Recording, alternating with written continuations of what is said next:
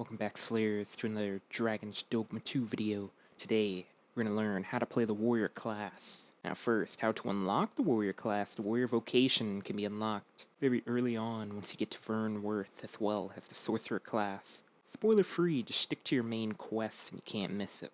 New to the game, here's a brief overview of the class. Warriors can use great swords or hammers in battle to cleave through massive foes. You can withstand massive attacks and overwhelm the enemy.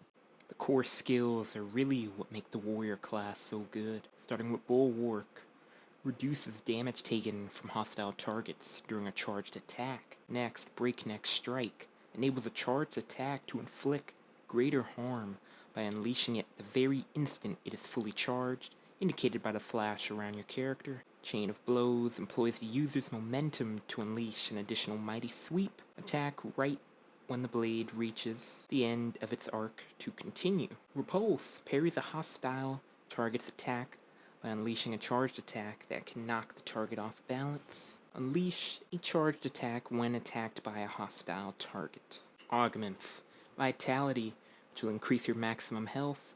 Impact improves your ability to push and pull targets when grabbing, hold. Pertinacity improves your ability to break through an opponent's guard. Dominance augments your knockdown power. Lastly, Intrepidity reduces the accumulation of the loss gauge when receiving damage.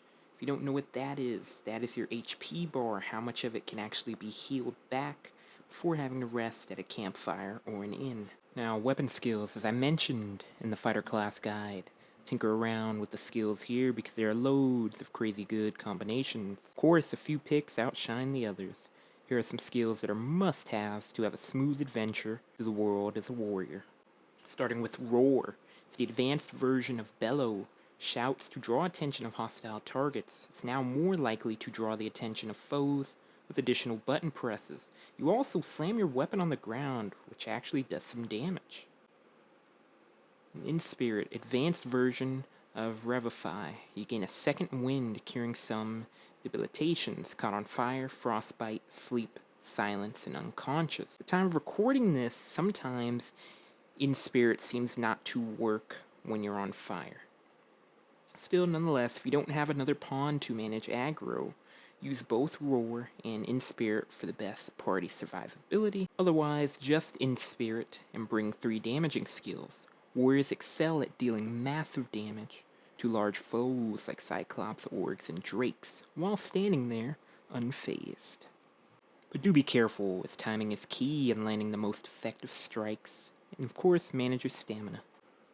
Refer to the Fighter Class Guide for a more in-depth look on our pawn pairing. On Warrior, things remain the same, running 1 mage, 1 sorcerer, or 2 mages, even 2 sorcerers if you're feeling bold, but to note, healing will be non-existent in that case.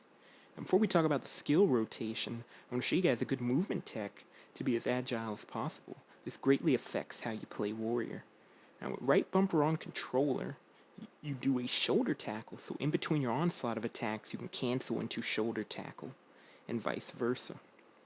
Also, you have unlimited regular attacks if you time them properly at the end of the swing.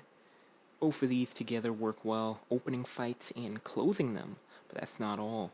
When full charging a skill, you can cancel it by using the shoulder bash to reposition if the enemies get out of range.